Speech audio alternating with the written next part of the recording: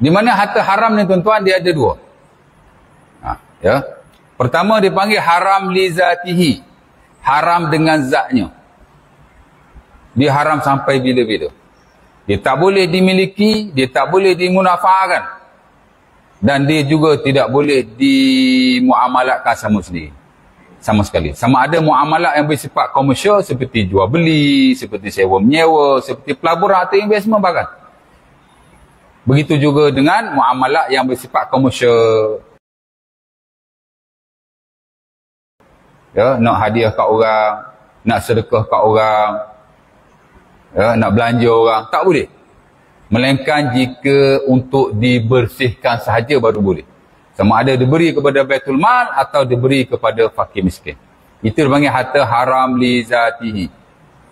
Contoh, curi, rompak, rampas atau seumpamanya yang tidak diredai oleh tuannya. Itu kita panggil harta yang diperolehi tanpa redha. Ya. Tuan-tuan curi. Apa yang tuan-tuan boleh buat dengan duit itu? Cilok. Ambil, tuan dia tak tahu. Tuan-tuan wajib kembalikan kepada tuannya. Dan siapa-siapa yang dapat duit tu pun, dia tetap mesti kembalikan kepada tuannya. Dia tak berubah sampai bila-bila. Sebab itu ulama kategorikan sebagai haram li zati. Dia haram sampai bila-bila. Tuan-tuan beli nasi lemak pakai duit haram. Duit tu pergi kau makcik nak jadi halal. Nasi yang tuan-tuan beli tu pula jadi haram. Dia bertukar. Tapi makcik nak tu selagi mana dia tidak tahu, dia boleh ambil lah. Tapi kalau dia tahu tu duit curi, dia pun tak boleh ambil. Kalau dia ambil, dia juga tetap mesti kembalikan duit itu kepada tuannya. Tapi biasa pembeli dia tidak tahu. Ada kita rayak ke pembeli, saya nak beli nasi awak ni, tapi duit saya curi tau. Mana ada. Normally penjual dia takkan tahu. Jadi penjual tu tak ada isu. Ni kita ni. Ya? Okey, kita nak bayar hutang kepada orang lain dengan duit curi. Boleh tak? Tak boleh juga. Kalau yang menerima hutang tu tahu itu duit curi, dia pun tak boleh ambil. Tak boleh buat apa-apa. Ya? Baik di pihak kita yang ambil duit curi tu, contoh aja ni, kita tak curi pun, tak pernah curi pun. Begitu juga di pihak yang kedua, ketiga, keempat dan seumpamanya. Nothing we can do about this property. Harta curi ni tak boleh buat apa-apa. Dan begitulah rampas dia. Sebab dia tanpa redha. Dia very strict bab ni. Ya? Dan saya kira ulama sepakatlah. Di mana harta-harta yang diperoleh tanpa redha seperti ini mesti dikembalikan kepada tuannya, by hook or by crook, ala kulli hal. Ya? Okey, kemudian yang kedua, harta haram li ghairihi.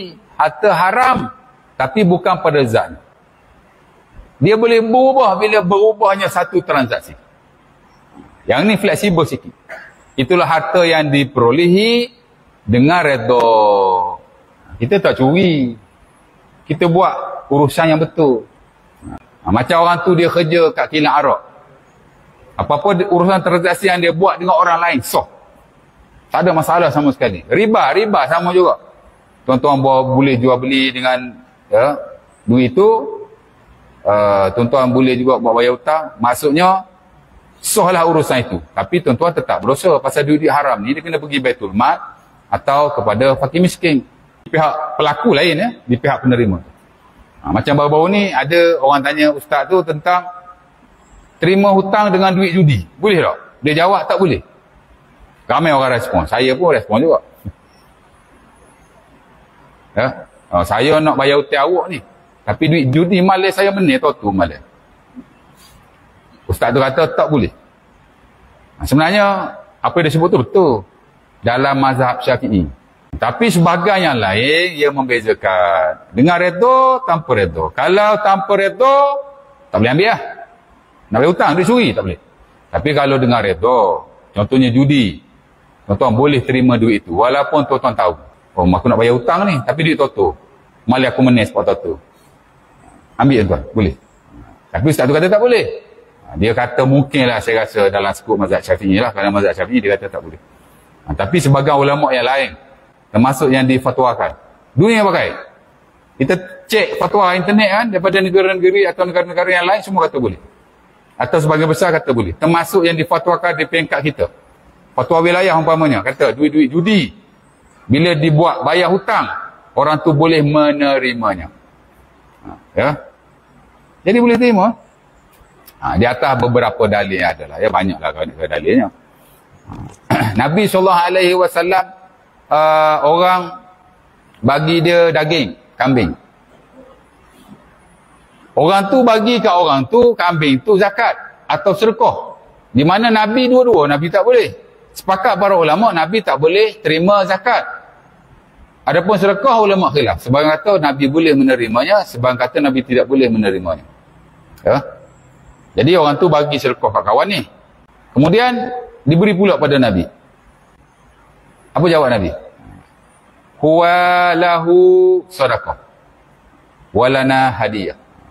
Kok kawan tu bagi pada kawan tu sedekah atau zakat. Kok dia bagi kita ni hadiah. Dia berubah. Sama juga dalam kes yang lain. Itu hadis Aisyah diriwayatkan oleh Sahih Bukhari dan Muslim. Ya. Dalam kes yang lain sama juga hadis Muslim daripada Ummu Atiyah.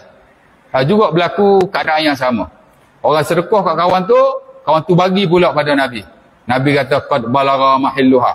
Telah berubah statusnya. Orang tu bagi kat kawan tu bagi kat kita. Dia dah berubah statusnya. Jadi daripada hadis-hadis yang ada ni, ulama buat satu kaedah. Dr. Zul dulu dalam fatwa pun dia ada sebut. Dia kata tabaddul sababul milki yaqumu maqam tabaddulil ain. Sebagai harta, merujuk pada harta-harta yang diperoleh dengan redha tadilah. Judi, riba, ya. Dia boleh berubah dengan berubahnya sebab pemilikan. Ya. Jadi ada kelonggaran lah di situ. Jadi apa yang Ustaz tu kata betul tapi tak tepat. Sebab tu tuan-tuan, ialah pendakwah-pendakwah ni dia kena tengok fatwa yang terkini, apa itu ini. Kerana itu yang lebih bersesuaian dalam konteks masa. Tuan-tuan kalau ikutkan mazhab Syafi'i tuan-tuan, dalam bab harta ni dia ketat. Bukan katalah muamalat dalam zakat bahkan. Ya. Dia lebih kepada maslahat, ya, keperluan semasa. Ya.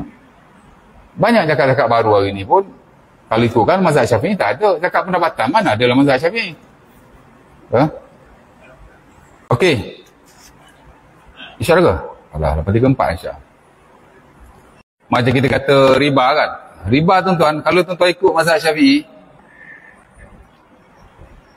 kontrak itu tidak sah. Dan ini jelas lah dalam buku-buku teks mazhab Syafi'i di mana kata mereka, contohnya Al-Imam Ibn Hajar, dia kata safaqatur riba la tasih. Kontrak riba tidak sah. Maknanya kalau tuan-tuan pinjam duit riba, duit itu tuan-tuan tidak boleh memiliki.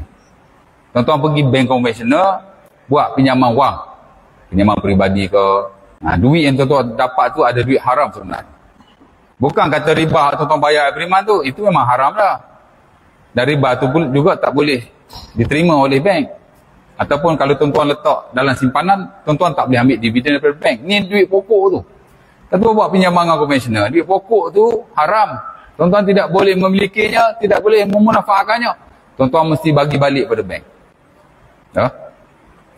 Itu yang dulu ada ustaz kata, rajin yang pergi semayang dia kata, tapi naik kereta riba. Makan babi haram. Tapi naik kereta riba boleh pula dia kata. Memang tu betul. Macam tadi juga dia cakap tu tak salah, betul. Mazhab Syafi'i memang mengatakan bahawa duit yang kita miliki, pinjaman tu lah, daripada kontrak riba dia tidak sah. Duit tu duit haram. Tuan-tuan pun tak boleh beli kereta, tak boleh beli rumah. Ya? Tapi lah kontrak hari ni tidak sama sekali. Kita tengok fatwa, termasuk fatwa Jakir Wilayah. Kontrak yang tuan-tuan buat, yang Islamik no issue lah. Yang konvensional tu pun, kontrak tu sah. Dan duit yang tuan-tuan dapat tu duit halal. Tuan-tuan boleh beli apa saja. Kalau tuan-tuan beli kereta walaupun dengan kontrak riba, itu bukan kereta riba ya, itu bukan kereta haram. Jadi ustaz tu salah, dia kena betul balik, tengok balik fatwa yang ada.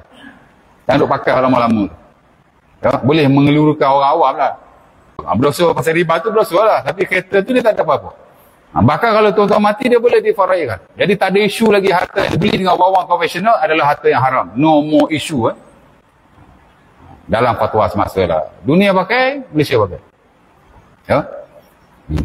Cuma riba tu haram lah. Janganlah kita buat pinjaman daripada konvensional. Itu saja. Beri penekanan di situ. Tapi bukan pada harta yang telah kita lakukan. Jadi kalau kita dah beli, tak ada apa. Afterwards, kita gunalah konteks-konteks yang ada di perbankan Islam. Ya.